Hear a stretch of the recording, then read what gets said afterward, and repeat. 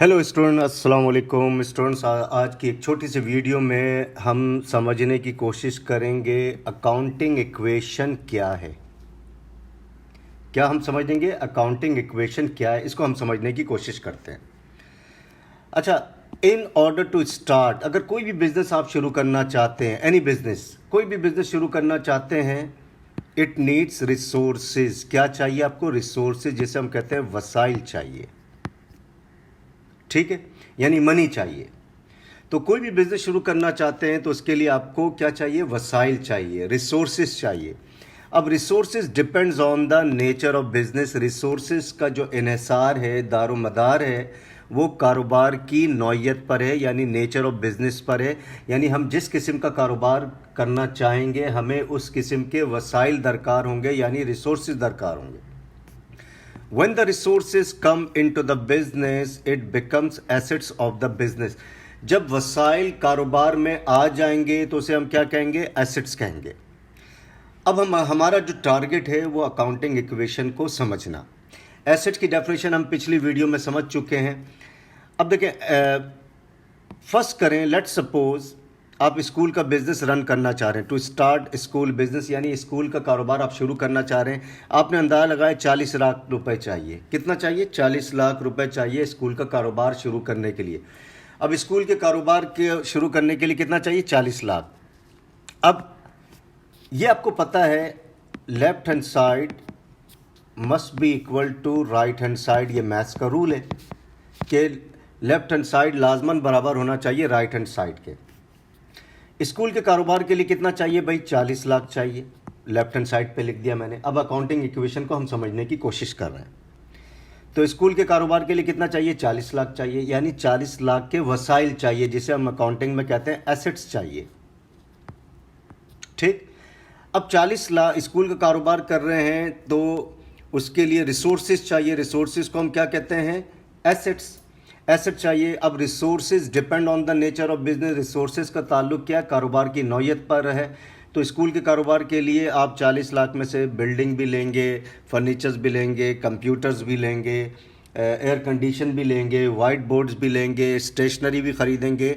आपसे बेहतर नहीं जानता कि आपको स्कूल का कारोबार रन करना है तो 40 लाख में क्या क्या चीज़ें आपने ख़रीदनी है। तो 40 लाख लेफ्ट हैंड साइड पे लिख दिया, जिसे हम कहते हैं एसेट्स। अब फर्स्ट करें, अब राइट हैंड साइड को हम देखते हैं। अच्छा, लेफ्ट हैंड साइड को हमने कहा resources in the business. Resources in the business को हमने क्या नाम दिया? Assets of the business. ये हम सीख चुके हैं इसकी डेफिनेशन। राइट हैंड साइड को हम कहते हैं सोर्सेज। क्या कहते हैं? सोर्सेज। हु supplied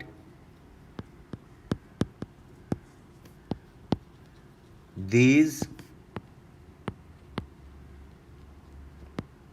resources, यानी 40 लाख के रिसोर्सेस को लाने वाले कौन लोग हैं बिजनेस में। अब राइट हैंड साइड किसे कहते हैं? सोर्स। यानी ये 40 लाख खुद ब खुद नहीं आए होंगे, कोई ना कोई लाने वाला होगा। फर्स्ट करें, 35 लाख आप ओनर है। 35 लाख के रिसोर्सेज यानी एसेट्स आप बिजनेस में लेकर आ रहे हैं, तो 35 लाख बन गया आपके लिए ये कैपिटल, क्योंकि आप ओनर हैं। तो इसका मतलब यह हुआ, एसेट्स अगर ओनर बिजनेस में लेकर आए तो उसे कहते हैं कैपिटल। ये हम पिछली वीडियो में भी सीख चुके हैं कैपिटल किसे कहते हैं। तो एसेट्स और रिसोर्सेज जब ओनर अपने बिजनेस में लेकर आए तो उससे कहते हैं कैपिटल। तो ये एक सोर्स बन गया कि ये ओनर लेकर आ रहा है 35 लाख, तो एक सोर्स ये बन गया कि सोर्स लाने वाले कौन है? एक ओनर है, 35 लाख का लेकर आ रहा है। लेकिन बिजनेस अभी चल नहीं सकता क्योंकि चाहिए हमें 40 लाख और ओनर की जेब में पड़े हुए 35 लाख। बिजनेस तो नहीं चल सकता, तो 5 लाख का और डेफिशिएंसी है, 5 लाख की कमी है बिजनेस को चलाने के लिए। तो ओनर के पास क्या ऑप्शन है भाई? 5 लाख का लोन ले लेगा बैंक से।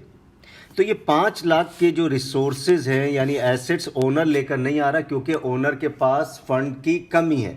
तो 5 लाख ओनर ने बैंक से लोन लिया और ये 5 लाख के एसेट्स कौन लेकर आ रहा है? ओनर लेकर नहीं आ रहा अपनी जेब से, बल्कि ओनर ने कर्ज लिया और कर्ज लेकर 5 लाख के एसेट्स वो बिजनेस में आ रहे हैं।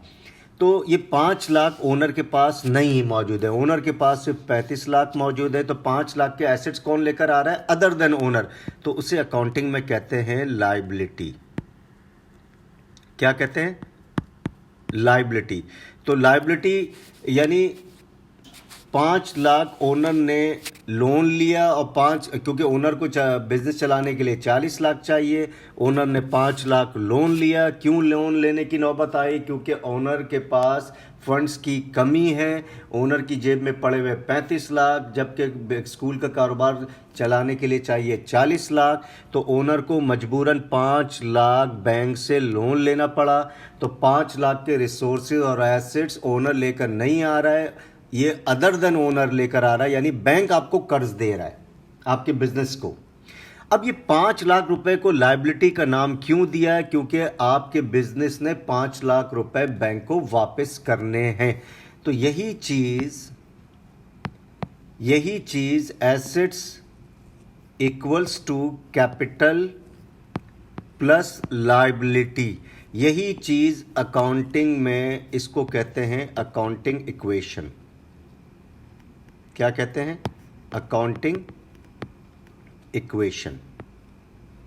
तो अकाउंटिंग इक्वेशन क्या हो गया? Resources in the business, that is left hand side, equals to right hand side क्या बन गया? सोर्सेज।